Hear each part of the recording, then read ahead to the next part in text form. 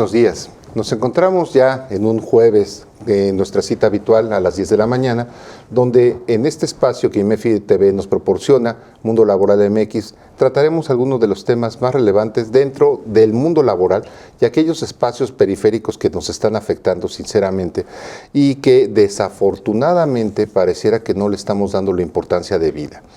Es mi placer comentarles que el día de hoy tenemos un aspecto muy importante de este programa donde aprovechamos para hacer las presentaciones de aquellas obras que han incidido o que están incidiendo significativamente en el amplio mundo del derecho del trabajo, y en este caso es un trabajo muy especializado en materia de seguridad social.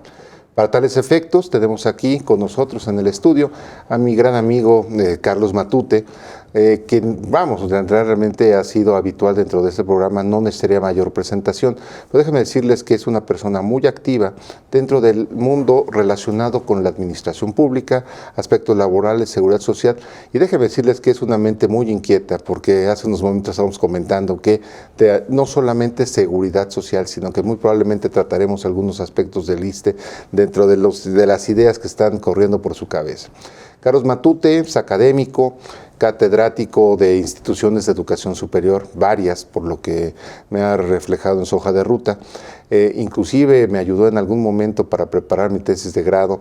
Y déjenme decirles que si bien no compartí aula con él, los comentarios que he recibido, entre ellos mi esposa, que fue su alumna, han sido significativos porque es una mente, yo lo quiero decir, que busca absorber, pero déjenme decirles que también es un gran lector.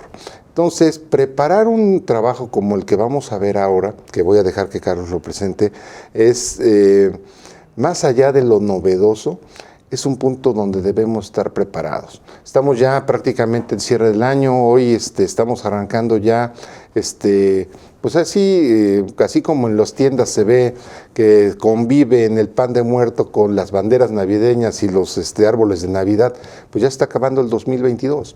Entonces, es momento de hacer una pausa y ver cuáles son las problemáticas que tenemos, porque déjenme decirles que estamos en crisis no superadas en materia de seguridad social. Carlos, bienvenido a tu programa.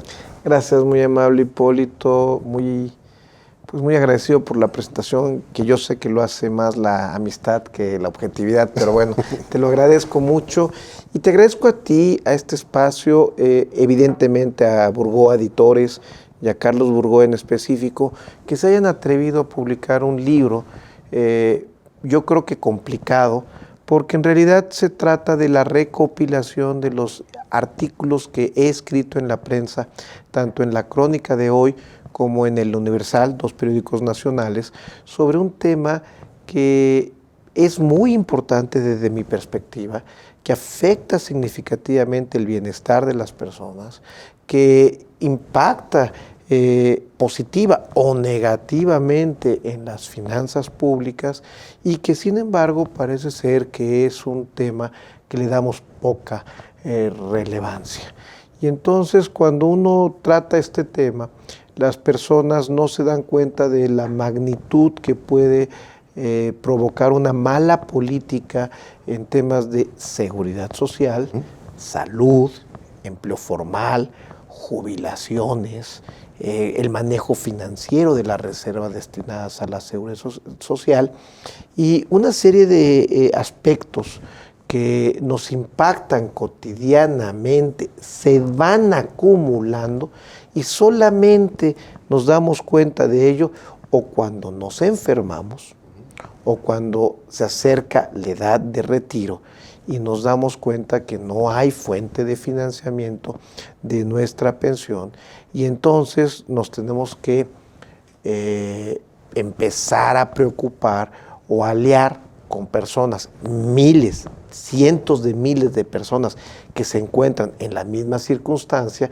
pero que ya no se les puede dar una respuesta económica y financiera y solamente los gobiernos, me refiero a todos, les dan una narrativa que al final no les resuelve en el fondo sus problemas de subsistencia, de vida digna a la que tendrían derecho si se hubiera actuado con prudencia y oportunidad en temas tan importantes como la por ejemplo, la generación de reservas suficientes para el financiamiento de las pensiones futuras.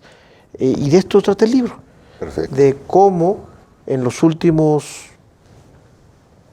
15 años, por ser poco laxo, la sociedad mexicana, el gobierno mexicano, los empresarios, los trabajadores, han, como vulgarmente se dice, pateado el bote para adelante y no le han dado una solución efectiva a los problemas de financiamiento de la seguridad en sus distintos aspectos. Y entonces por eso el libro se llama Las crisis no superadas de la seguridad social. Perfecto. Cuando se presenta, en vez de darle una solución de fondo, porque es muy dolorosa, porque es muy costosa políticamente, porque a ningún político le gusta decir que las cosas no van por buen camino y que a él le tocó tratarla de resolver, pues entonces en vez de proponer auténticas soluciones a los problemas de los trabajadores, de las personas que requieren este apoyo, pues hacen demagogia y dan soluciones aparentemente correctas, ¿no? Claro, Carlos, aquí perdón que te interrumpa, pero dentro de esa exposición inicial que nos estás comentando, vemos que se tocan aspectos muy puntuales con relación al régimen de pensiones, a la relación de salud, y el libro habla de las crisis. Dentro de una ponderación, Carlos, que me imagino está dentro del libro, para ti, ¿cuál es la principal crisis en algún sistema, subsistema específico con la que abordas el tema? Bueno, en general todo está colapsado, aunque aparentemente no lo esté, ¿no? Estamos escuchando, para efectos del primer informe de gobierno que se va a presentar ahora en la tarde, que México camina hacia el mejor sistema de salud, con medicinas gratuitas y disponibles a todo mundo, y que lo que no permitió que camináramos hacia ese propósito, deseable por todos, claro, políticamente correcto, es la pandemia. Y eso pues, realmente no es cierto. El problema de la prestación, de la atención de la salud en México es un problema estructural que se empezaba a resolver en los últimos años, pero que a partir de, y hay que decirlo, con las políticas de este gobierno hay un retroceso grave a este proceso de reestructura que afortunadamente 3 años después el gobierno corrige y le pasa la batuta al IMSS, ahora IMSS Bienestar, pero que los 3 primeros años fue un auténtico desastre con el INSABI. Sí. Y eso se demuestra en el libro, y a pesar de que en el 2019 los especialistas en la materia le avisaron al presidente, le rogaron al presidente, le suplicaron a la mayoría legislativa que no desapareciera el seguro popular, porque era una forma de financiamiento per cápita, no reactivo, sino con base en fondos para atender problemas futuros. Se lo dijeron en todos los idiomas, todos y de todos los colores. Pues el presidente decidió desaparecer el Seguro Popular y crear un INSABI que 3 años después se demostró que era un gran fracaso, y el mismo presidente tiene que retomar una estructura creada en el neoliberalismo, el IMSS Solidaridad más salinista, no puede ser, para rescatar su proyecto de salud, ahora llamado IMSS Bienestar, pero que en último caso se crea con López Portillo y se le da una gran fortaleza en el 88 con el Diablo Salinas. Claro. Entonces hay instituciones que no tienen color ideológico, que están orientadas al bienestar de las personas, y que hay veces hay que mantenerlas, tal vez corregirlas, tal vez reorientarlas, pero nunca desaparecerlas. Efectivamente. Y entonces la parte de salud pues es muy grave. Y eso se refleja en el libro. Hay un capítulo específico de salud donde se platica de qué es el Seguro Popular, cómo se incrusta en el 2003 como un proceso de fortalecimiento a la descentralización de los servicios de salud, cómo se crea un fondo catastrófico que va dirigido específicamente a atender problemas como los niños con cáncer para que tengan financiamiento, y después cómo se empiezan a generar reservas para la atención futura de la salud y no gasto corriente, no reaccionar a lo que va pasando. Y este esquema, que en eso tiene razón el presidente, pues es financiero. ¿Por qué? Pues porque busca generar ahorro para eventualidades futuras. Claro, sí, claro. Por supuesto, pues es desmantelado y se sustituye por un cascarón que no tiene ni la experiencia ni la capacidad burocrática para dar atención. ¿Y cuál es el resultado? Que también viene en el libro. Pues que un año después, 2 años después, el 16% de la población deja de tener atención médica. Por supuesto. Contrario al discurso. Entonces es la parte de salud, claro, donde las personas empiezan poco a poco a vivir los problemas de un mal diseño de la atención de la salud. Ojo, a las personas, a la población más marginada. Claro. Entonces, ese es un aspecto del libro, de las crisis de la seguridad social. No hemos logrado resolver 3 aspectos de la salud. Claro. Que que toda la población reciba un básico universal. Primer elemento. Sí. Segundo elemento, que no haya duplicidad de esfuerzos o, llamémoslo de otra manera, duplicidad de coberturas. Claro. Que un individuo tenga acceso a 3 o 4 sistemas de salud, mientras otro individuo no tiene acceso a ninguno. Claro. Y tercer elemento que no hemos logrado resolver, cómo logramos poner de acuerdo a las instituciones públicas y a los particulares en un proceso de atención integral que permita aprovechar mejor los recursos. Me explico. Sí. Que un derechohabiente del IMSS pueda acudir al ISSSTE y se haga una transferencia financiera de tal manera que al paciente no le tenga que interesar ante qué institución acude. Claro. Que acude a la que más le convenga. O, por contraparte, si tiene un seguro de gastos médicos contratado con una aseguradora privada, que haya este intercambio que permita eludir un doble pago. Excelente. O sea, claro, que un individuo no esté pagando 2 veces por la misma protección. Y esto va a permitir hacer un mejor aprovechamiento de los recursos. Te doy un ejemplo. Desde hace 30 años no hemos logrado integrar lo que se llama el médico de contacto, el médico de familia, elegido por el paciente. Sí, cierto. Tú tienes el médico de familia que te asigna a la institución. Y posiblemente le tengas confianza o no, pero si no le tienes confianza, ya la relación paciente-médico no funcionó.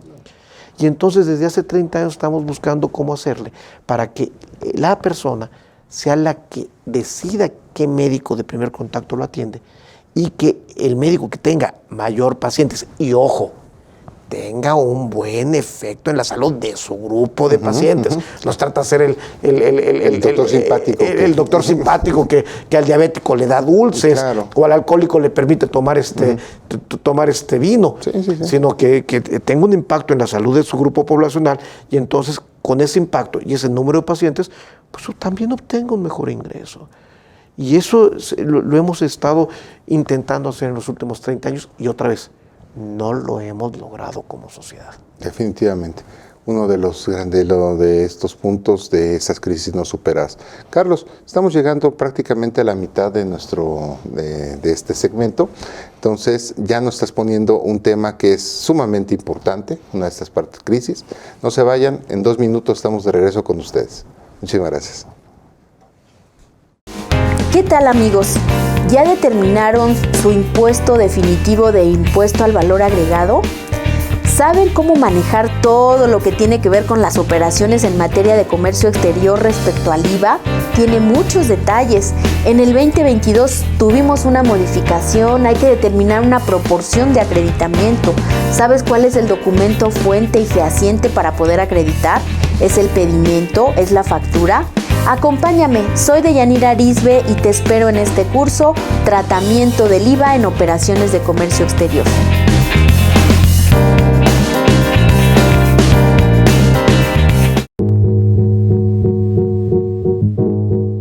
Magno Evento Reformas Fiscales 2023. Ya puedes comprar tu acceso a precio de preventa de nuestro Magno Evento Reformas Fiscales 2023. No te quedes fuera del mejor evento del año en materia fiscal. Magno Evento Reformas Fiscales 2023.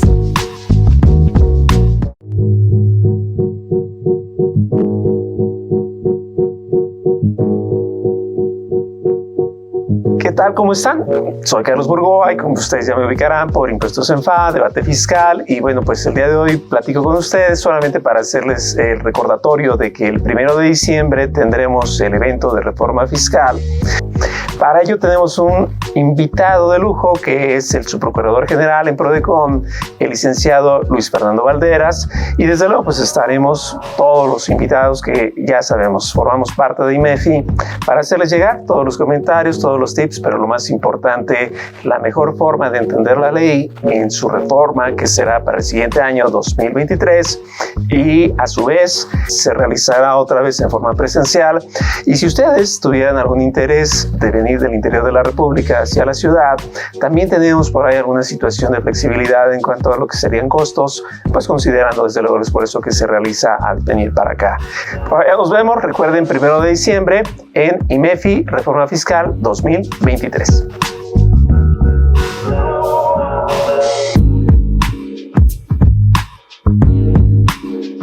Bueno, pues continuamos con nuestro programa.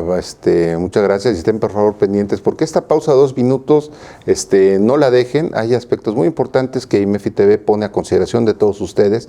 Ya viene nuestro magno evento, estén pendientes por ahí. Si no me equivoco va a ser prácticamente a final del año y vamos a tener una serie de conferencias, talleres y demás sumamente importantes y no dejen de estar pendientes. Carlos, regresamos. Ahora sí que nos estabas hablando de uno de los aspectos más sensibles dentro de las crisis no superadas y es el impacto a la salud. Comentabas sobre la última parte de que no hemos logrado tener a este médico familiar que sea elegible, cómodo, con resultados tangibles, objetivos, palpables. Y vamos, hablaste en principio de los sistemas, llamémoslos nacionales o federalizados. No entremos dentro de la parte de la burocracia que eventualmente tiene sus sistemas estatales. Pienso en el ICEMIM, en el Estado de México, de alguna manera que también está integrado dentro del sector. Y para mí se me hace muy triste, por decirlo menos, que durante la semana sea nota que ya hablemos de que viene una semana de vacunación y sea una nota periodística porque era un esquema dentro de la medicina preventiva que teníamos muy bien atendido en esta parte neoliberal, como bien lo comentas, y desafortunadamente el sistema desmantelado y todo. Pareciera que esta semana se dio el golpe de timón con la publicación en el diario oficial del IMSS Bienestar. Pero es apenas un tema que estás comentando. Le dedico un minuto a esto. A ver, la parte final del comentario del bloque pasado era la fragmentación del sistema de salud entre lo que atiende directamente la Federación, la Secretaría de Salud, lo que atienden cada uno de los estados, lo que atienden los institutos de seguridad social y los que llevan a cabo los particulares que se van metiendo en estos intersticios. Y no quiero emplear la palabra coordinación, no hay un proceso que permita hacer más eficientes los recursos destinados a la salud. Cada quien actúa por su lado, las instituciones públicas y evidentemente también los particulares. Y entonces hay poca idea de cómo evitar esta fragmentación y esta duplicidad de coberturas, o que una persona que ya está pagando por salud vía su patrón, las cuotas de seguridad social, tenga que acudir a un médico particular, porque las instituciones de seguridad social en aspecto de salud no se dan abasto, claro, o tienen tiempos de espera amplísimos. Pero ese es un problema del sistema en general que no hemos logrado corregir. Y no vamos a corregir si no primero nos ponemos de acuerdo y segundo le aumentamos por lo menos el doble del gasto al sistema de salud. Todo lo demás es demagogia. Decir que vamos a hacer como Noruega o Suecia sin meterle más dinero es palabrería. Claro. Vulgar palabrería. Pero vayámonos a la parte que a mí me ha preocupado más y que está vinculada con el sistema de pensiones.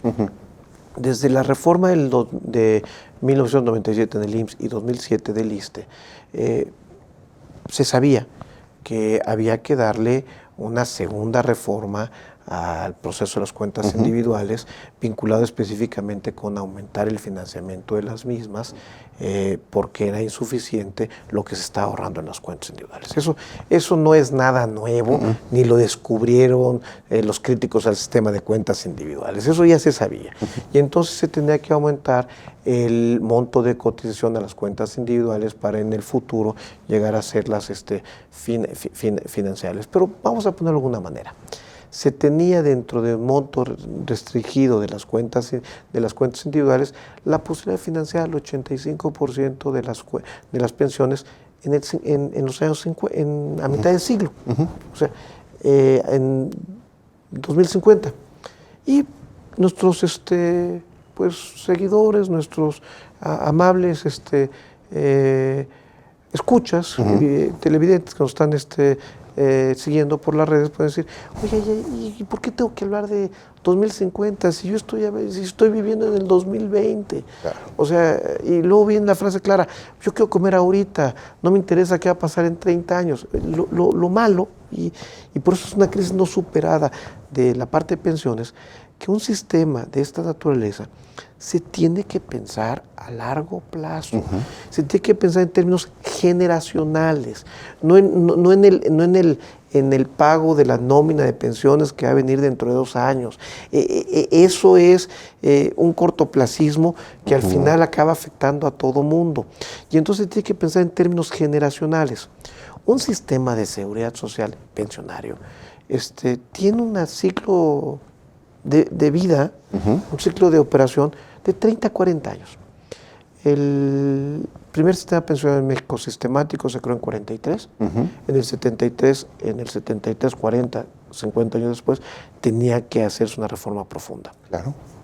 El sistema de pensiones de cuentas individuales se creó en el 2007 para el ISSSTE, IMSS 97, y se tenía que reformar, porque en 15, 20 años más. Se tiene que volver a replantear una serie de elementos, porque se van generando externalidades que se tienen que corregir. O sea, ningún sistema de pensiones es correcto. Por eso, desde inicios del siglo XXI, los especialistas empezamos a advertir que era momento de darle una segunda reforma al sistema pensionario basado en cuentas individuales, empezando por aumentar la aportación. Sí, ojo, siempre y cuando resolvamos el tercer problema que también trato en el libro, la informalidad del trabajo. Por supuesto. Porque si aumentamos las cuotas obrero-patronales y tenemos un 60% de informalidad en el trabajo, pues lo único que vamos a hacer es aumentar la informalidad, castigar al formal y permitir la informalidad. Esa es una de las causas originarias de la proliferación de la subcontratación, que es estructural, y también lo digo en el libro. Y entonces, se tiene que hacer una gran reforma pensando en el futuro y en las generaciones jóvenes, no pensando en el pasado, en un modelo que hizo crisis en los años 80 y volver encobijadamente a un sistema de reparto en el que ahora, en el 2030, 2035, solamente el 15% de las pensiones se va a poder financiar con las cuentas individuales. Y el otro 85% se transfirió al presupuesto. Exactamente. Es decir, la reforma que hizo este gobierno, lo único que hizo fue condenar a las generaciones jóvenes a pagar pensiones durante toda su vida. Exactamente. Y entonces cuando uno ve las cifras, uno dice, pues, esta reforma le ayuda a mi generación, le da más dinero a mi generación, y entonces mi generación va a obtener más dinero, los que ahorita tenemos entre 50 y 60 años, vamos a obtener más dinero hasta el 35, 40, si bien nos va. Sí, sí, bien eso. Pero de 35, 40, el costo de las pensiones del presupuesto público va a ser tan alto que se van a empezar a cuestionar si vale la pena pagarlas. Efectivamente. O sea, ahorita las pensiones directas, porque hay unas indirectas ahí en el presupuesto que no se pueden identificar, las pensiones directas rondan alrededor del 25, 20, 30% del presupuesto nacional. Con la reforma del 20, estuviera incrementando en 2 o 3 puntos al año. Sí. Y los ancianos venerables, como les llama el presidente, yo creo que en forma un poco correcta políticamente, por decirlo de alguna, Sí, de vamos a alguna dejarlo manera, así. como que cuando dijo que los ciudadanos eran sus animalitos que los seguían, ¿no? Una incorrección política, Sí. pues van a ver angustiado su ingreso porque el presupuesto no va a ser suficiente para pagar todas las promesas no financiables. Exacto. O sea, no se trata de desde el poder prometer lo que no se puede cumplir con la bolsa. ¿Qué pasó con la reforma del 2020? Es el padre parrandero, borracho, mujeriego, simpático, que promete todo. La esposa se lo cree durante 3, 4 años, pero al 5.º año, cuando se da cuenta que el despilfarro no alcanza para darle una estabilidad en el futuro, empiezan los problemas. Claro. Es lo que estamos viviendo con el sistema de pensiones. Y no me refiero solamente al gobierno, sino a todos los partidos políticos y a todos los políticos. O sea, no me estoy refiriendo solamente a este gobierno, sino esa ha sido la actuación de los últimos 20 años, de todos los gobiernos. Repartir dineros sin saber a ciencia cierta de dónde van a financiar ese dinero. Claro. Y, por lo tanto, la reforma que plantea, la reforma del 2020, que a partir del 2024, la economía formal, es decir, los que siempre pagan, sigan soportando la carga de las pensiones con mayores cuotas que no necesariamente van a ser suficientes o que no son suficientes para pagar todo lo que se está prometiendo. Y eso va a afectar la productividad, el empleo formal y a las generaciones que tienen ahorita necesidad de trabajo. Y cuando te preguntas, ¿por qué? Para que veas que todo está concatenado. Sí. ¿Por qué un joven profesionista preparado, talentoso, o cualquier persona cuando llega al mercado de trabajo, cuando mucho recibe 10,000 pesos al mes en promedio y solamente, lea la estadística, tal vez me equivoque, el 20% gana más de 15,000 pesos al mes? ¿Por qué sucede? Pues te tienes que empezar a preguntar que las cargas a la nómina, específicamente la carga social, es tan alta que a las empresas les cuesta mucho generar empleo y los que están sufriendo la falta de empleo o los empleos mal pagados son las generaciones jóvenes. ¿Por qué? Porque el recurso se está utilizando pues para pagar la seguridad social, para pagar los impuestos sobre nómina y para pagar a las pensiones de las generaciones más grandes. Más viejitas. Esto suena cruel. Sí. Pero mientras no abordemos el tema con seriedad, con visión de futuro y con una conciencia de que toda promesa política es una mera ilusión, si no tiene recurso que la pague, que la financie, no vamos a entender como sociedad. Y entonces estas crisis no superadas, va a llegar el momento en que nos generen problemas de tal magnitud que ya no podamos seguir pateando el bote hacia adelante, como le pasó a los argentinos con el corralito. Exacto. Cuando se dejó de pagar las pensiones y las personas que tenían derecho a las mismas salieron a las calles y el gobierno les contestó: debo, no niego; pago, no tengo.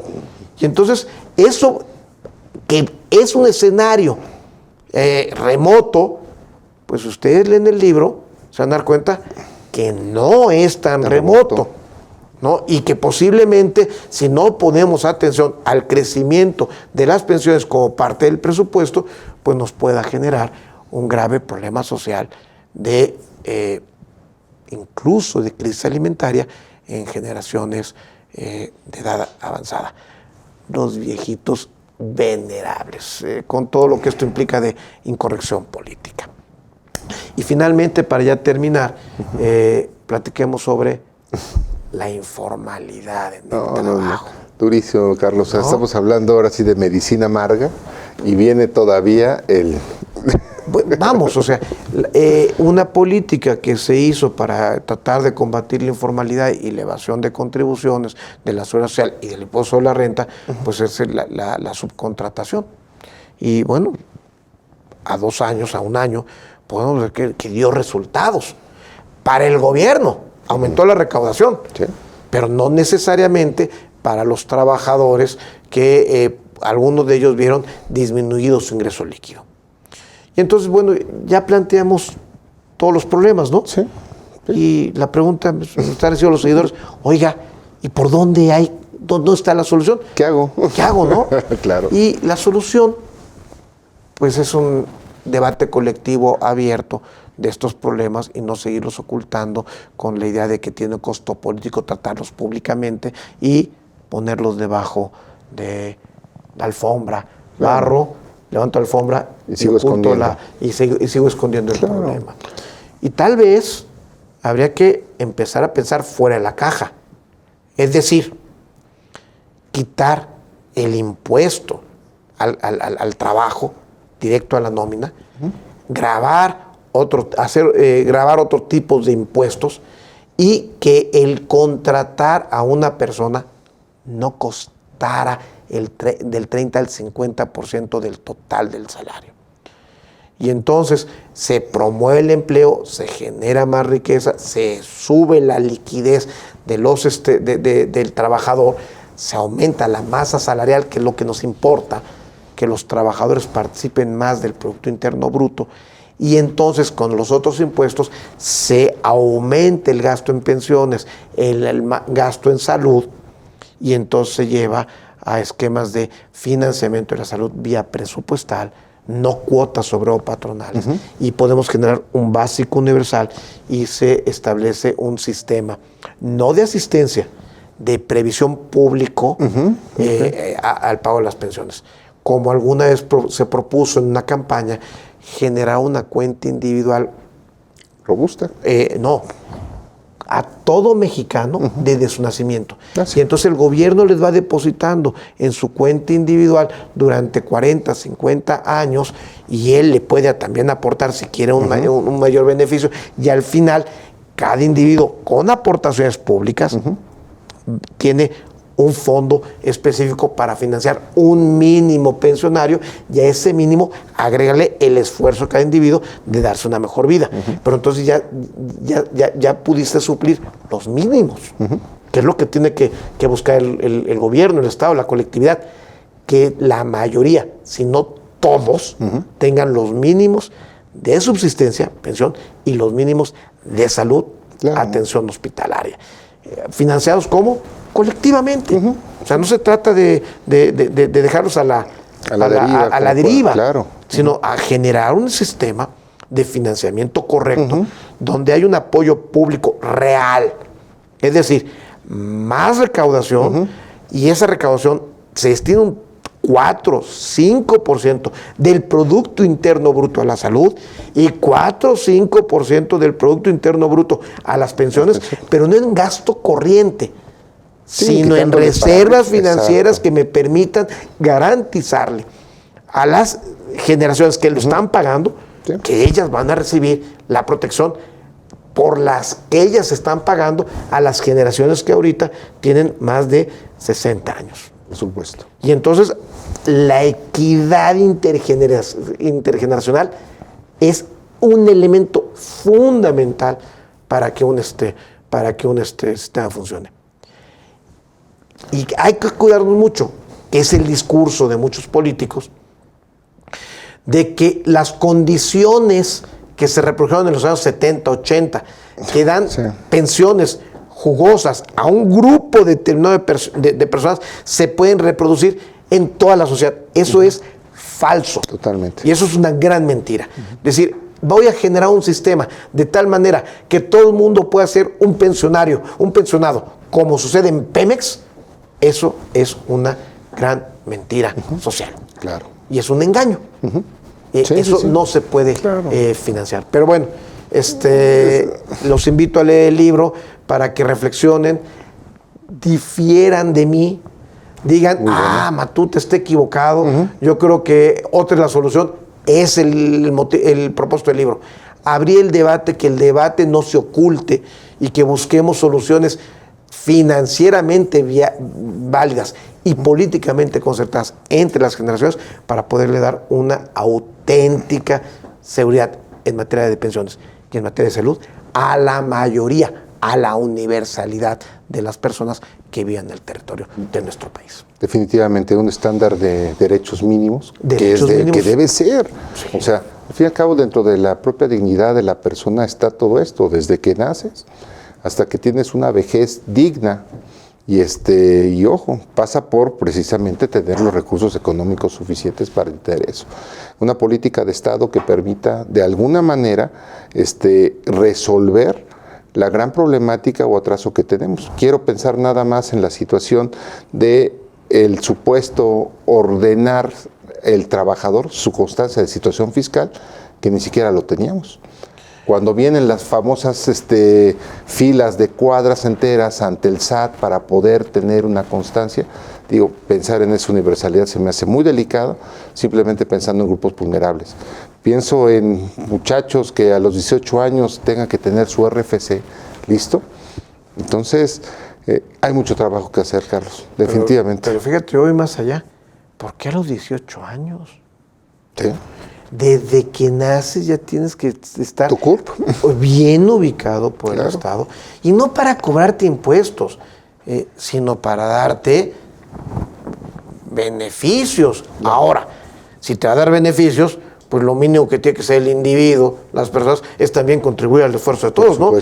Pero en un esquema armonizado, donde el que va a contribuir sepa que va a recibir colectivamente algo a cambio, y ojo, que todos contribuyen. Claro. Porque si el 60 y tantos % de la economía está en la informalidad, pues el que está en la formalidad se pregunta, ¿y yo qué hago aquí? ¿Y yo por qué? ¿Y yo por qué? Claro. Y entonces, ahí sí, es cuando prolifera la parte estructura, la parte, el outsourcing como estructura.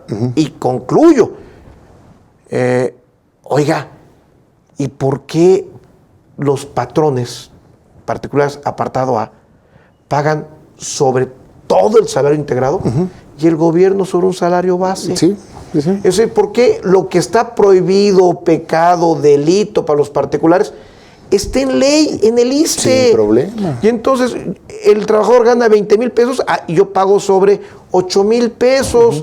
Y entonces dicen, ¿y por qué las pensiones del ISSSTE son bajas? Pues porque no se paga sobre el total del ingreso. Claro. Y entonces sale el presidente de la República que va sobre la gran reforma del ISSSTE. Y entonces me pregunta, bueno, ¿y por qué no hace 3 años que entró a ser presidente de la República? No dijo, cambien los tabuladores y que todo el salario y que se cotice por la totalidad de los ingresos que tiene el trabajador al servicio del Estado, y con eso le doy dinero al ISSSTE para que tenga más recursos para mejorar la atención médica, y empiezo a generar reservas. ¿Para qué? Pues para que los trabajadores tengan mejores pensiones. No son dignas. Ahí está la narrativa política. Por un lado pido algo y por otro lado hago otra cosa. El padre Fiestero. que dice que quiere mucho a su familia, pero por otro lado no genera ahorro para épocas de crisis, no genera lo mínimo para que esta familia tenga el bienestar suficiente como es su obligación. Claro. Al fin y al cabo, Carlos, el trabajo es un derecho y un deber social. Bueno, por supuesto. Debería entenderse en ese sentido. Pero a veces es al revés, ¿eh? Sí. A ver, es un derecho, sí, pero cuando uno tiene fuerza, talento, es un deber. Efectivamente. Y evidentemente, lamentablemente, en las sociedades humanas, la capacidad de trabajar y el talento no se distribuyen con igualdad. Y eso es lo que también genera desigualdad económica entre los trabajadores. Entonces hay que hacer un sistema de seguridad social que permita, sin matar la creatividad, claro, que los que tienen condiciones mejores también contribuyan a aquellos que por condiciones naturales no lo pueden hacer. Por ejemplo, los trabajadores jóvenes y talentosos de altos ingresos podrían también contribuir de mayor manera con las personas que por razones no voluntarias, una discapacidad, no pueden tener el mejor rendimiento del mercado de trabajo. Entonces también el sistema pensionario de salud tiene que generar estos equilibrios y hay formas financieras de hacerlo. Y reducir asimetrías. La cuota social. La cuota social es una forma de hacerlo. Y una de las partes interesantes de la reforma del 2020 es que se recupera la cuota social como un elemento de justicia social, que por cierto está en el 97, en la reforma del 97 y 2007, se recupera, se le da la importancia y dice, vamos a aumentarla, pues sí, vamos a aumentarla, pero la aumentan en un margen mínimo. No, vamos a aumentarla y vamos a duplicarla, vamos a triplicarla, y entonces, otra vez, el que más consume, el que más produce, pone más dinero en el presupuesto para que de eso se distribuya a las clases más marginadas. Sí hay forma de generar un nuevo sistema, de superar estas crisis, pero ojo, se tiene que empezar a pensar fuera de la caja. Totalmente. Y ser honestos con la población y decirles la gravedad de la circunstancia y no prometer lo que no van a poder cumplir. Definitivamente. Y que van a poderse vestir de luces porque van a poder patear el bote otros 3 años más. Claro. Y que en 24 quien llegue, que se entienda, ¿cómo? o en el 30, Sí. o en el 18, o en el 12, como son los gobiernos anteriores. Sí. Esto no es de este gobierno. Todos los gobiernos han pateado el bote, para que no digan que es un asunto solamente respecto a este gobierno.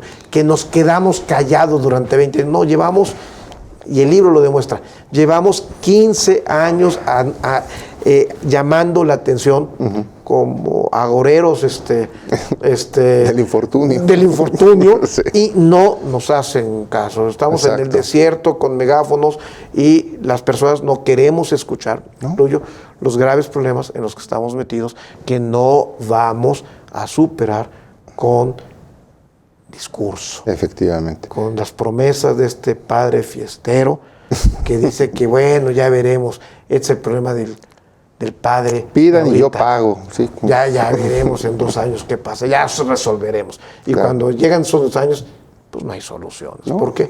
Porque no se tuvo previsión de ahorrar, de generar el recurso para atender las eventualidades que se van a presentar en la vida. Romper la visión cortoplacista por una visión de largo plazo, como comentas. Carlos, ¿dónde encontramos este libro? En la página de Burgoa Editores. Carlos Burgoa es una persona que se ha dedicado a promover este tipo de obras. Les pido que sigan la editorial. Tiene obras muy interesantes relacionadas con fiscal, seguridad social y derecho laboral. Perfecto, pues ya saben entonces, la obra la vamos a encontrar en Burgoa Editores, a los que los invitamos. Carlos Burgoa es un habitual de IMEFI TV y obviamente este reconocimiento que se hace por difundir estas obras, pues obviamente también lo comparto. Y como siempre, los invito a comprarla. Si la leen, qué bueno, pero siempre recomiéndenla porque esto ayuda a hacer conciencia de lo que estamos viviendo. Muchas Muchísimas gracias, Hipólito. No, al contrario, Carlos, gracias por tu presencia. Y bueno, pues entonces, agradeciendo a Carlos y a todo el equipo de producción y a ustedes especialmente que lo hacen posible. Muchas gracias por estar aquí en Mundo Laboral MX por IMEFI TV. Nos vemos el próximo jueves. Muchas gracias.